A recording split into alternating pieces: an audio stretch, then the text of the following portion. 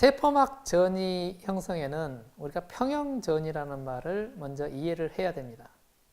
세포막을 통해서 물질이 이동하는 방식은 여기서 보다시피 단순 확산 또는 세포막에 존재하는 단백질을 통한 이동, 이 두 가지로 크게 나눠지게 되는데, 단순 확산은 예를 들어서 세포막은 지질로 형성되어 있죠. 그래서 지질에 녹아 들어가는 모든 물질은 소위 픽스 법칙에 따라서 이동을 하게 됐습니다. 픽스 법칙은 여기에 이렇게 표현이 되어 있는데요. 우리가 이동되는 양을 J라고 그럴 때 확산계수의 지질 용해도, 그 다음에 세포막의 두께, 양 구분사의 농도 차, 이렇게 계산을 하게 됩니다. 이때 확산계수, 용해도, 두께는 일종의 상수와 같기 때문에 이 세 가지를 다 합한 값을 곧 permeability, 투과도라고 표현을 합니다. 이렇게 확산을 계산하고, 단백질을 통한 이동은 이처럼 두 가지 양상이 있는데요. 세포막이 지질이라서 지질 용해도가 없는 경우는 이처럼 어떤 단백질 안에 구멍을 통해서 확산이 되게 되죠. 이런 경우를 보통 물이나 이온 등이 이런 방식으로 이동하고요. 또 다른 방식은 ATP 에너지를 이용하여 물질을 이동시키는 경우, 이런 경우 대부분은 농도 경사를 거슬러서 활동을 해야 됩니다.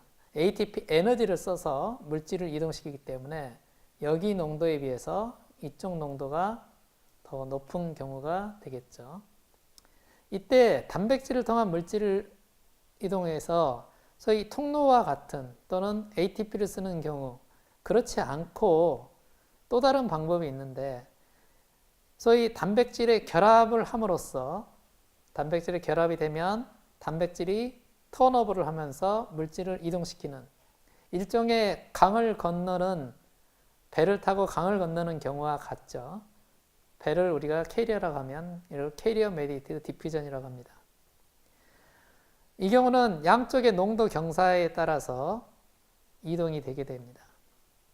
두 번째가 카운터 트랜스포트 또는 익스체인지 엔티포트라고 그러는데, 이 경우는 두 종류의 다른 물질이 이동합니다. 보다시피 이 경우 빨간 거와 파란 것이 서로 반대 방향으로 이동하게 되고요.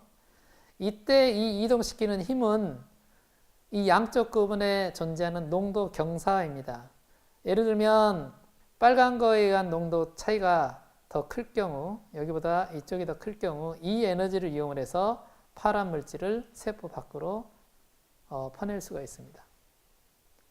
그 다음 양상은 우리가 코트랜스포트 또는 심포트라고 하는 건데요.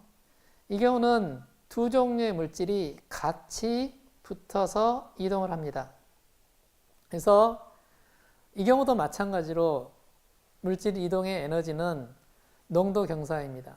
예를 들면 빨간 거의 농도 경사, 농도가 바깥쪽에 많을 때 이 에너지를 이용해서 파란 것을 이동을 시킵니다.